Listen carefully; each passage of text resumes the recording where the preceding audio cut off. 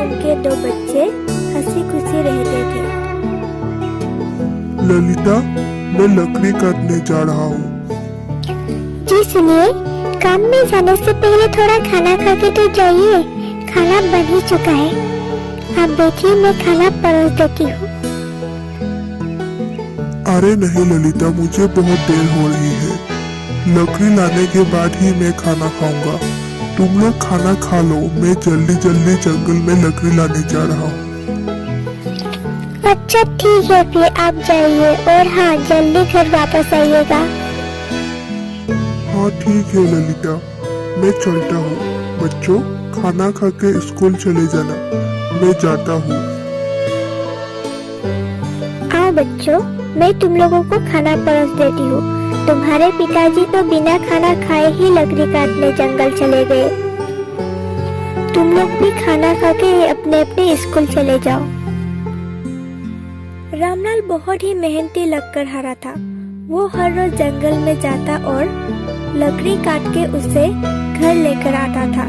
फिर उसे शहर में जाके बेच आता था। संदलपुर गांव के वासी बहुत ही अच्छे और ईमानदार थे। गांव के सारे लोग खेती बाड़ी करता और कोई कोई जंगल से लकड़ी काट के बेच के अपना गुजारा करता था। आज कौन सा वाला पेड़ काटूं? जंगल में तो बहुत सारे पेड़ हैं। हाँ, ये वाला अच्छा लग रहा है, इससे ही काटता हूँ। फिर शहर ले जाके इसे अच्छे दामों में बेचूंगा। फिर रामलाल लकड़ी काटने लग जाता है। रामलाल बहुत ही मेहनत करके उन लकड़ियों को काटता है। आज इतने में ही हो जाएगा, भूख भी लग रहा है।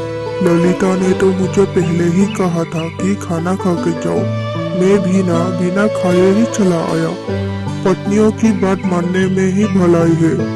भूख बढ़ता जा रहा है। चलो रामलाल, घर चले। रामलाल मुस्कुराते हुए खुद को ही बोलता है और काटे हुए लकड़ियों को अपने साथ घर ले आता है। ललिता, अरे सुनती हो ललिता, मैं आ गया हूँ। मेरे लिए जल्दी से खाना निकालो। मैं हाथ मुंह धो के आ रहा हूँ। आ रही हूँ। आप हाथ मुंह धो के आइए, मैं खाना परोस देती हूँ। मैंने तो पहले ही कहा था आपसे कि खाना खा के ही काम पे जाइए। आप ही ना एक बात भी नहीं सुनते हैं। हाँ ललिता, मेरे ही गलती है। काम के चक्कर में खाना भी भूल जाता हूँ मैं। अब आप आराम से खाना खाइए, मैं आपके लिए और पकवान बना लाती हूँ। आप खाइए जी। अरे सुनती हो ललिता, आज तो खाना बहुत स्वादिष्ट बना है। खाना खा के तो मजा ही आ गया। तुम्हारे हाथों में तो जादू है ललिता, जादू। अच्छा जी, और लीजिए ना खाना। अरे बस ललिता, और नहीं, मेरा पेट भर चुका है।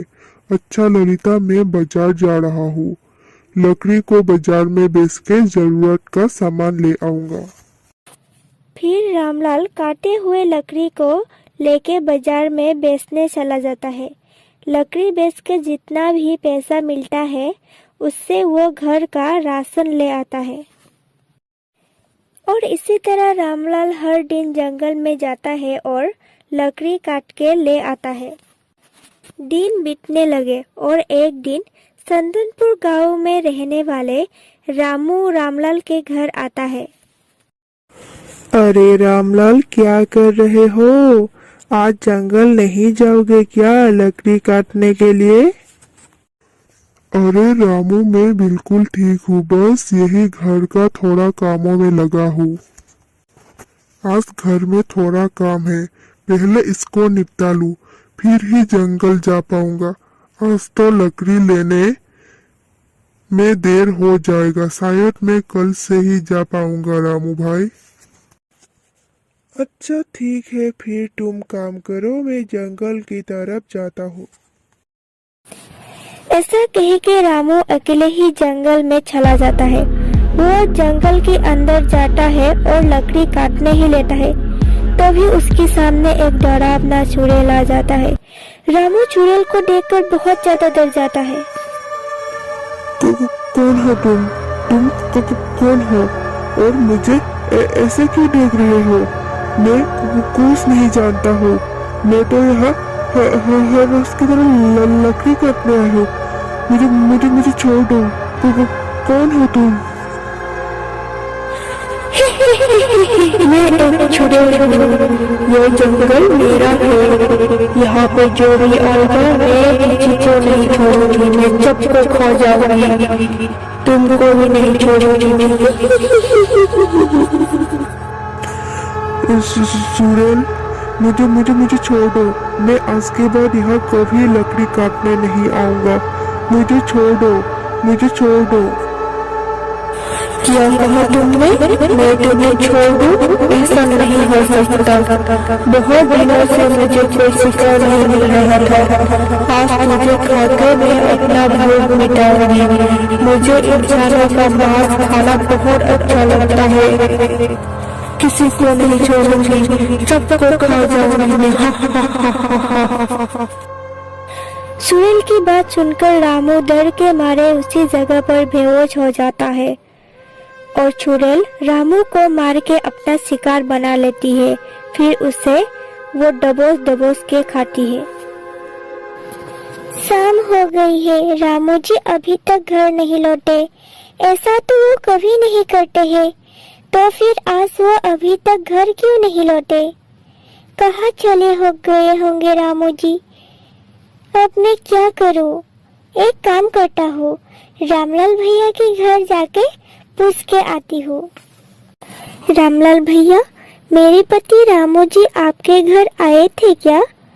वो सुबह को ही लकड़ी काटने के लिए घर से निकल आए थे और अभी तक घर नहीं लौटे। हाँ कोमल बहन, रामू सुबह तो आया था हमारे घर पर जंगल में लकड़ी काटने के लिए। बुलाने आया था मुझे और आज घर में थोड़ा काम था, इसलिए मैं नहीं गया। फिर वो अकेले ही जंगल की तरफ चला गया। तुम फिक्र मत करो, वो आ जाएगा। ऐसा तो वो कभी नहीं करते हैं भैया। शाम होने से पहले वो जंगल से लौट आते थे। पता नहीं अभी तक घर क्यों नहीं आए। मुझे बहुत डर लग रहा है। पता नहीं कहाँ होंगे मेरे पति। चिंता मत करो कोमल बहन, रामू घर आ जाएगा। अगले दिन रामू के लापता होने के बाद जंगल की तरफ जो भी जाता है वो वापस लौटकर नहीं आता है। जंगल के बीच जाते ही वो चुड़ैल इंसान को मारकर खा जाती है और इसी तरह गांव की संख्या कमने लगी। जो भी उस जंगल से गुजरता है वो चुड़ैल उसे मारकर अपना शिकार बना लेती थी और इसी तरह पूरे गांव में तहस नहस मच जाती है। डर के कारण अब कोई भी जंगल के तरफ नहीं जाता है। आज क्या हो गया? इतनी देर हो गई और मुझे कोई शिकार भी नहीं मिला। जंगल में ये गांव वाले आ क्यों नहीं रहे हैं? कहीं गांव वालों को मेरे बारे में पता तो नहीं चल गया है ना? नहीं, ऐसा नहीं हो सकता। मुझे कुछ ना कुछ तो करना ही होगा। अगर मैं ऐसे ही बैठे रही तो मुझे कोई खाने को नहीं मिलेगा और मैं भूखी ही मर जाऊंगी। मैं ऐसा नहीं होने दूंगी। एक तरफ चुड़ैल का डर और एक तरफ गांव वालों की परेशानी। गांव वाले चुड़ैल की आतंक से परेशान होकर गांव में एक पंचायत बैठती है। पता नहीं हमारे गांव में किसकी नजर लग गई है।